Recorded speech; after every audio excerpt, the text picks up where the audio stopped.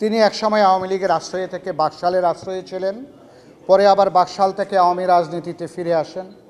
পরবর্তী ধাপে তিনি কিশোরগঞ্জ ৪ এলাকায় ৯৬ সালে টেলিভিশন মার্কায় স্বতন্ত্র নির্বাচন করেন। অন্য একটি সময়ে কিশোরগঞ্জ নির্বাচনী এলাকা ২ থেকে পিরি মার্কায় স্বতন্ত্র নির্বাচন করেন। ২০০১ সালে কৃষক শ্রমিক জনতা লীগ থেকে গামছা মার্কায় কিশোরগঞ্জ নির্বাচনী ৪ এলাকা থেকে নির্বাচন করেন। ২০০৬ সালে তিনি বিএনপিতে যোগদান করেন, কিন্তু পরবর্তী 1-11-এর সময় ডক্টর ফেরদৌস আহমেদ কুরাইশি সাথে কিংস পার্টিতে সম্পৃক্ত হন এবং -2 ফর্মুলায় পরিকল্পনায় যুক্ত হন। ২০০৮ সালে বিএনপিতে এক পর্যায়ে জেলা কমিটির সভাপতি হলে টেলিভিশন, গামছা এবং লীগের ওইসব সহকর্মীরাই 2-1 ব্যতীত বিএনপির উপজেলা, ইউনিয়ন এবং ওয়ার্ড কমিটিতে প্রধান হয়ে ওঠে। ফলে বিএনপিতে বিগত 3টি নির্বাচনে বিএনপির যেসব প্রার্থী হয়েছিলেন তাদের মধ্যে যেমন বীর মুক্তিযোদ্ধা প্রিন্সিপাল হাবিবুর রহমান ভূঁইয়া, সাবেক সচিব জহিরুদ্দিন ভূঁইয়া এবং ইঞ্জিনিয়ার এমদাদুল হক সাহেবের সাথে যারা কাজ করেছিলেন, ফজলুর রহমানের কমিটিতে এদের কারোরই স্থান হয়নি।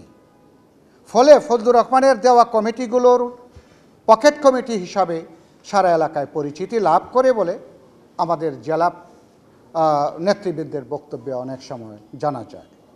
ফলশ্রুতিতে বিএনপি নেতাকর্মীরা আমার উপর আস্থা রেখে এখনও টিকে আছে।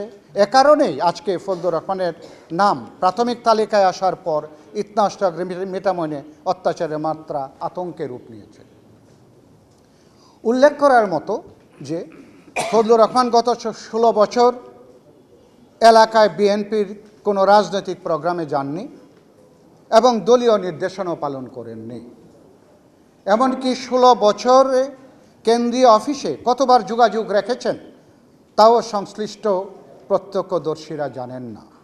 আপনারা জানেন অ্যাডভোকেট ফজলুর রহমানের অন্তরে শহীদ প্রেসিডেন্ট জিয়াউর রহমানের স্বাধীনতার ঘোষণা স্থান পায়নি। আওয়ামী লীগ তার প্রাণ, বঙ্গবন্ধু তার ধ্যান, 32 নম্বর তার জ্ঞান, জয় বাংলা তার স্লোগান। এ বিষয়ে তার টকশো, বক্তৃতা, বিবৃতি, ইউটিউব এবং এতৎ সংক্রান্ত কার্যকলাপ শুধু ইতনাষ্টগ্রাম মিটামইনেই নয়, সারা বাংলাদেশের মানুষ দেখেছে এবং দেখছে।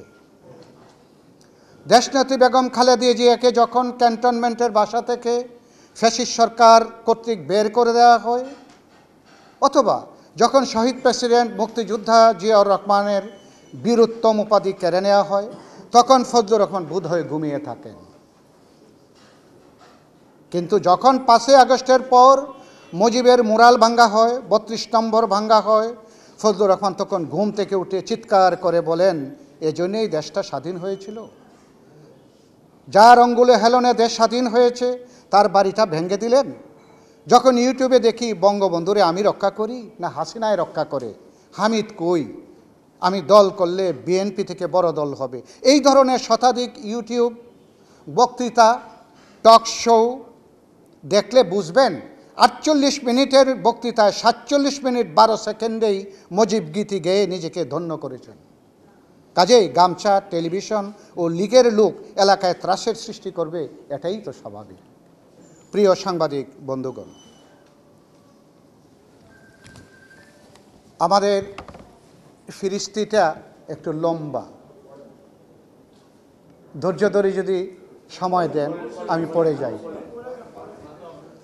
3রা নভেম্বর বিএনপি মহাসচিব জনাব ফখরুল ইসলাম আলমগীর প্রাথমিক তালিকায় কিশোরগঞ্জ 4-এ ফজলুর রহমানের নাম ঘোষণা দেওয়ার সাথে সাথে রাতের মধ্যে বিএনপি নামধারী লোকেরা আমার সমর্থিত বিএনপি নেতাকর্মীদেরকে এলাকা ত্যাগ করার জন্য হুমকি দিতে আরম্ভ করে।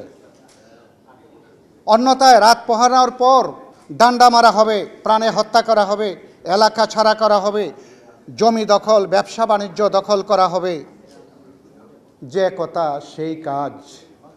পরদিন সকাল থেকে ইতনাষ্টগ্রাম মিটামনের 24টি ইউনিয়নের মধ্যে প্রায় প্রতিটি ইউনিয়নে দৃশ্যমান আতঙ্ক ছড়িয়ে পড়ে।